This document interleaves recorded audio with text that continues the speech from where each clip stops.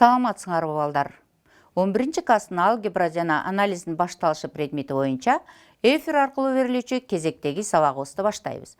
Бүгүнкү сабагыбыздын темасы саны, y барабар даражасы x функциясы, анын касиеттери, графиги жана туындусу.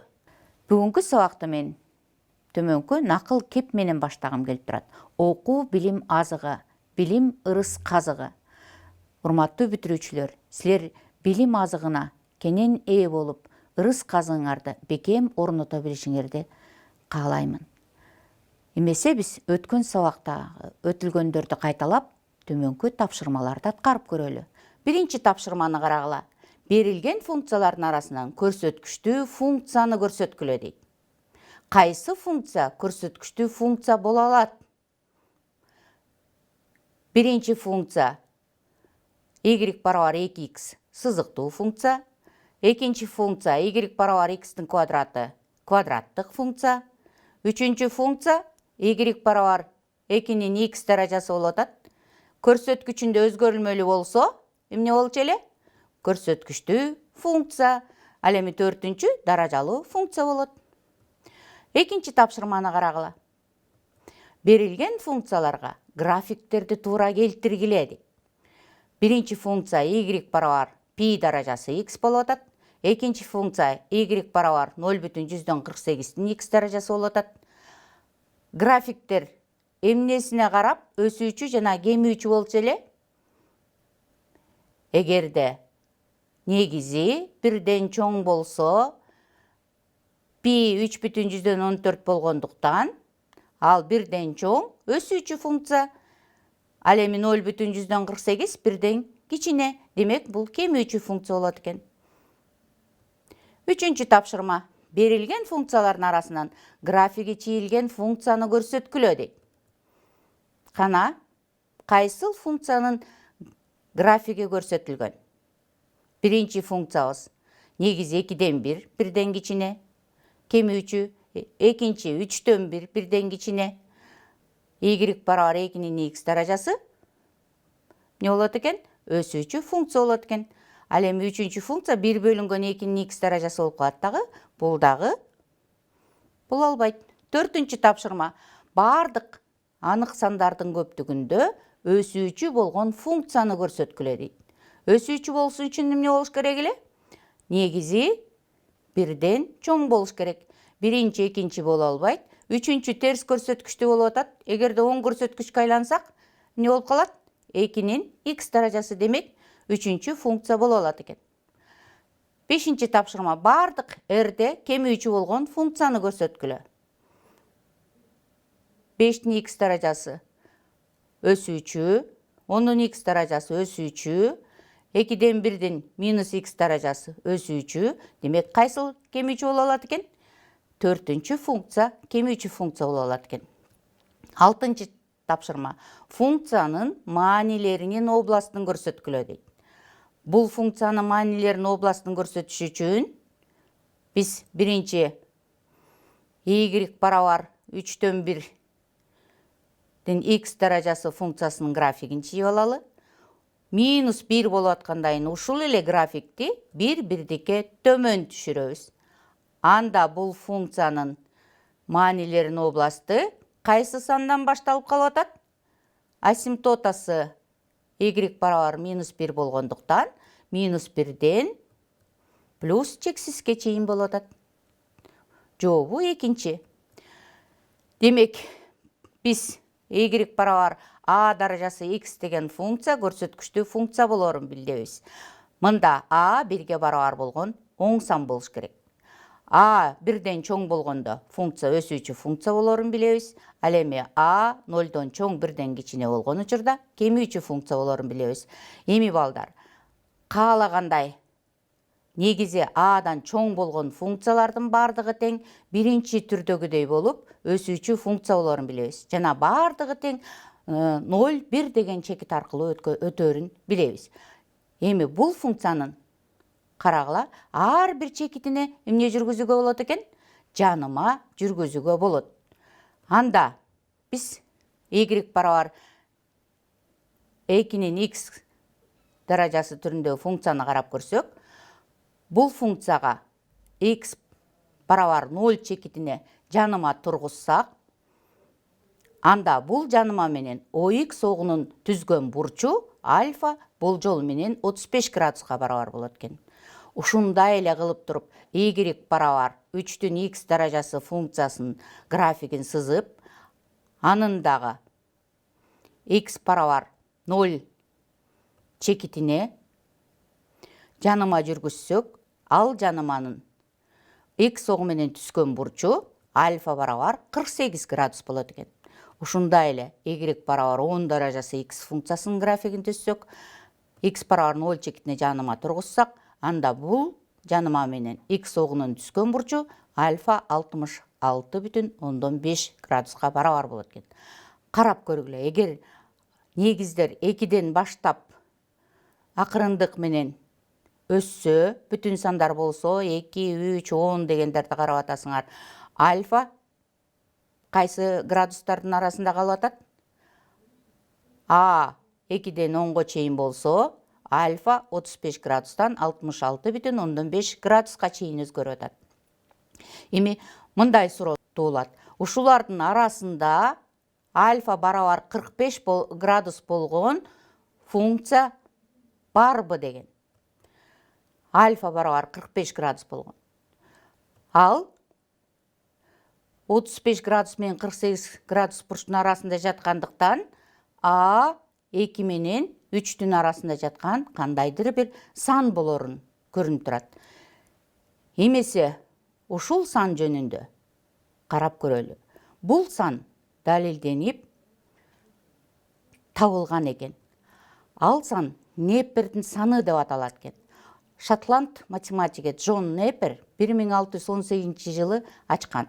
Адегенде ал сан жөнүндө айтпаса дагы өзүнүн логарифмалардын таблицасы аркылуу түзгөн. Ошол эле учурда бул турактуу сандын ачылышына авторлукка кандидаттар Якоб Бернулли, Лейбниц, Гюйгенс жана Эйлер болгон. Санынын атылышы акыркы Эйлердин фамилиясынан алынгандыгы белгилүү. Демек, деген сан Эйлердин фамилиясынын атынан алынып, ал мезгилсиз, чексиз ондук бөлчөк болот экен. Башкача айтканда, ал иррационалдуу сан. Бул сандын табылышына автор катары Якоб Бернулли дагы ээ болгон деп айтып жатпайбызбы? Демек, Якоб Бернулли өзү сүткорлукка кызыккан адам болгон экен. Ал санын табуунун финансылык моделин түзүптүр. Ошол моделди карап көрөлү. Ал мисалы үчүн банкка акча салгандагы ал акчаны бир жылда 100%ке өстүргөн.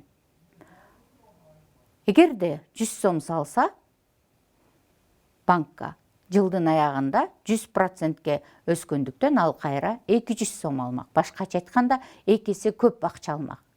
Ал эми ал бул 100%ти 6 айдан 2ге бөлүп, 6 айда бир жолу бирок 50%тен көбөйткүлө деп сунуш киргизген. Анткени 6 айда салынган 100 сом 150 сом болот дагы, а жылдын аягында 150 сомдун 50%ти кайра 225 сом болуп калат. Ал бул проценттин эсебинин акчасынын өскөнүн байкап, андан дагы эртерээк өстүрүүнү каалагандагы квартал сайын, башкача айтканда 100% эмес, 25%тен кошулуп турса деп сүйлөшкөн. Анда ал 4 айда бир жолу 25%тен 4төн 1ден кошулуп отурса, жылдын аягында 244 сом 14 тыйын болуп калат экен. Болжол менен.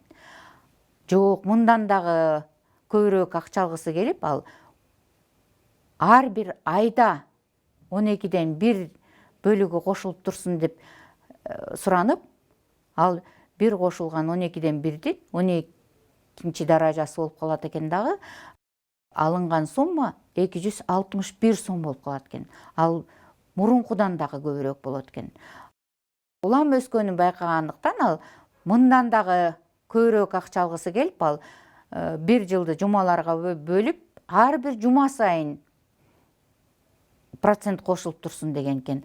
Анда 1 жылда 52 жума болсо, ар бир жума сайын салган акчасынын 52ден 1 бөлүгү кошулуп турса, ал 52 жолу кошулгандыктан бул 269 сом болуп калат экен. Дагы көбөйгөндүгүн байкагандыктан ал күн сайын ушундай процент кошулуп турсун деп сүйлөшсө, ал бир кошулган 365ден 1ди 365 жолу кошулуп аткандыктан 1 жылга күнүнө болуп аткандыктан ал болжол менен 271 сомго көбөйүп атат салынган акча. Бирок улам ач көздөнгөндүктөн ал аны саат сайын, минут сайын, секунд сайын деп улам көбөйтсө, ал баары бир кандайдыр бир санга чектелип калат экен. Ал сан 2 менен 3-түн арасында болот экен дагы. Ал сандын кайсы сан экендигин Яков Бернолли толук аныктай алган эмес. Анын окуучусу Леонард Эйлер андан 50 жылдан кийин ал сандын саны болорун аныктаган. Ал y барабар 1 плюс 1 бөлүнгөн x'тин x даражасы функциясынын x чексизге умтулгандагы предели деп аныктап чыккан. Бул сандын жазылышын эстеп калуу үчүн ар кандай методдорду ойлоп табышкан. Мисалы, 2,7ден кийин 1828 деп Лев Толстойдун туулган жылы 2 жолу кайталанат экен. Андан кийин тең жактуу тик бурчтуу үч бурчтуктун бурчтары 45 градус, 90 градус, 45 градус дегенде эстеп калуу үчүн мына ушул нерселерди ойлоп табышкан экен. Дагы бир жолу ыр менен айтылса 2, 7, 18, 28, 18, 28, 45, 90 кайра 45 деп эстеп калсаңар болот экен. Же болбосо санынын дагы бир эстеп калыш үчүн жолу бул Америка Кошмо Штаттарынын 7-президенти Эндрю Джексонго байланыштуу экен. Эндрю Джексон деген ал 2 жолу шайланган президент экен. Ал 7-президент экен. Ал 1828 жылы шайланыптыр. Ошондо 2 жолу шайлангандыктан 1828-ди 2 жолу жазып, андан кийин баягы эле тең жактуу тик бурчтуу үч бурчтуктун бурчтарын жазып коет экенбиз. Эстеп калдыңарбы? Эми эгерде негизи деген сан болсо, y барабар даражасы x көрсөткүчтүү функциясы графиги бардык эле экспоненталар сыяктуу эле экспонента болот экен. Бул башка экспоненталардан айырмасы x барабар 0 чекитиндеги жанымасы менен x огунун түскөн бурчу альфа барабар 45 градус болот экен. Эми касиеттерин карап көрөлү. Аныкталуу областы бардык анык сандардын көптүгү, маанилердин областы оң сандар, функция жупта эмес, такта эмес, функция бардык аныкталуу областында өсүүчү, функция жогору жагынан чектелбеген, ал эми төмөн жагынан чектелген. Эң чоң жана эң кичине маанилери жок. Функция өзүнүн аныкталуу областында үзгүлтүксүз, функция бардык аныкталуу областында дифференцирленет. Башкача айтканда туундуга болот.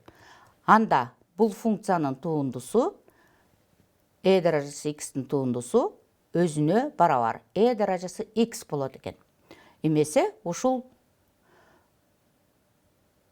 формуланы пайдаланып биз мисалдарды карап көрөлү. Берилген функциялардын туундуларын тапкыла дейт. Y барабар нин 5x даражасы. Тундусун табыш үчүн биз биринчи татаал функциянын тундусун алган сыяктуу эле биринчи нин 5x даражасын өзүнөн алабыз. Бул анын өзүнө барабар. Андан кийин даражасынан туунду алабыз. 5x'тин тундусу 5ке барабар. Ошондуктан бул 5 көбөйтүлгөн нин 5x даражасына барабар болуп калды. Б'сы y барабар 3 минус 2 көбөйтүлгөн нин x даражасы. Анын туындусу, 3-тün туындусу минус 2 көбөйтүлгөн энин x даражасынын туындусу, турактуу сандын туындусу 0-га барабар. Турактуу санды көбөйтүүчүнүн астына чыгарып коюуга болот, туundунун астына. Анда бул барабар минус 2 көбөйтүлгөн энин x даражасына.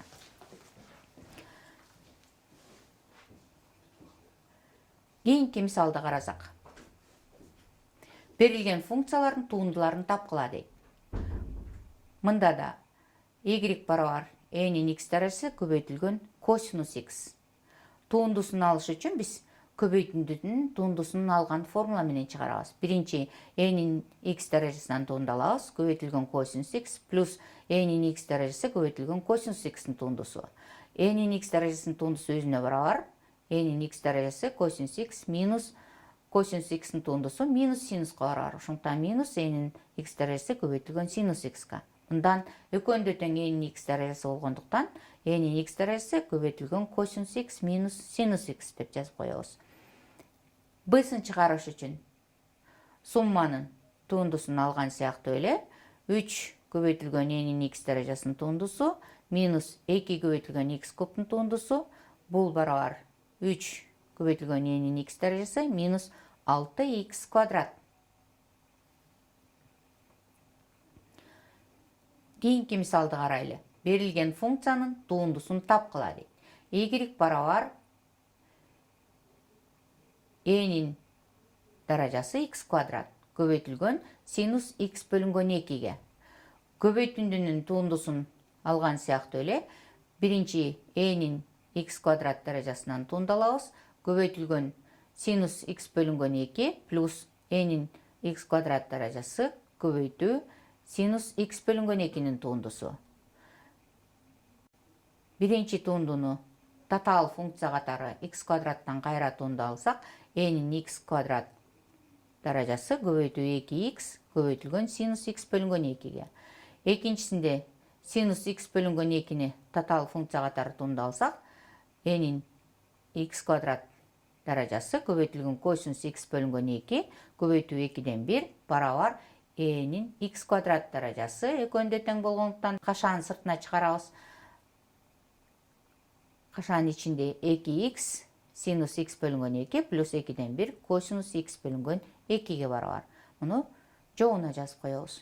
Y барабар даражасы x функциясынын графигинин x барабар 1 чекитиндеги жанымасынын теңдемесин жазгыла дейт. Жаныманын теңдемеси y барабар fx нөлөбой плюс f' x нөлөбой көбөйтүлгөн x минус x нөлөбой болуш керек. Анда fx0 барабар энин x0 даражасы, же болбосо x0 деген барабар 1 болгондуктан энин 1 даражасы, ал ге барабар. Ал эми f' x барабар x болгондуктан f' x 0 мааниси дагы ге барабар. Ордуна койсок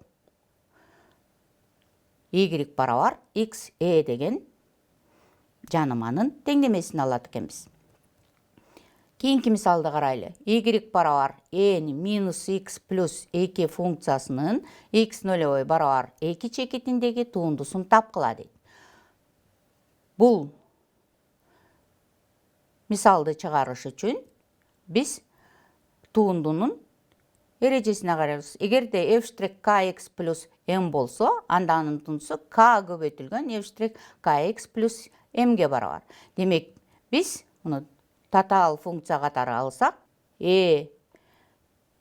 даражасы минус x плюс 2 функциясынын туындусу минус 1 көбөйтүлгөн нин минус x плюс 2 даражасына барабар болот экен. Анда f' x нөлөбой барабар минус 1-ге, демек жообу минус 1-ге барабар.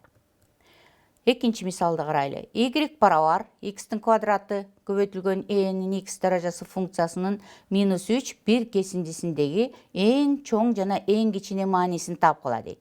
Функциянын кесиндидеги эң чоң жана эң кичине маанилерин табыш үчүн берилген функциянын экстремум чекиттери барбы?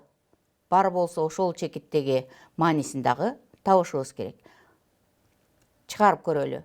Туунду алабыз. Туundуну көбөйтүндүнүн туындусу катары алабыз. Мындан даражасы x көбөйтүлгөн 2x плюс x квадрат келип чыгат экен. f(x) барабар 0 болсо, x барабар 0 жана x барабар минус 2 экендиги келип чыгат экен. Анда булар экстремум чекиттери x барабар 0 жана x барабар минус 2 деген. Бул чекиттердеги маанилерин жана четки чекиттеги маанилерин табабыз. f минус 3 кесиндинин бир учундагы мааниси бул болжол менен 0,10.000ден 4.482 болот экен. Ал эми экстремум чекиттердин бириндеги минус 2 деген чекиттеги мааниси 0,10.000ден 5.412 болот экен. Ал эми экстремум чекиттин 0 деген мааниси 0га барабар болот экен. 1 деген мааниси кесиндинин учундагы 2,7ге барабар болот экен. Ушул 4 санды салыштырабыз дагы эң кичине маанисин табабыз. Эң кичине мааниси 0 болот экен. Ал эми эң чоң мааниси 2,7ге барабар болот экен. Эмесе балдар, биз бүгүн y барабар даражасы x функциясынын графигин көрдүк жана анын касиеттерин кайталадык. Анын туындусу өзүнө барабар болгон функция болорун көрдүк. Касиеттери аныкталуу областы минус чексизден плюс чексизге чейин жатат. Маанилеринин областы оң гана сандар болот. Функция жупта эмес, такта эмес. Функция өзүнүн аныкталуу областында өсүүчү, жогору жагынан чектелбеген, төмөн жагынан чектелген функция. Эң чоң жана эң кичине маанилери жок. Функция өзүнүн аныкталуу областында өзгөлтүксүз. Функция өзүнүн аныкталуу областында иймейген, аныкталуу областында дифференцирленген функция болот экен. Урматтуу окуучулар, бул тема боюнча өзүңөрдүн окуу китептериңердеги көнүгүүлөрдү өз алдыңарча иштегиле. Көңүл бурганыңар үчүн чоң рахмат. Саламатта калгыла.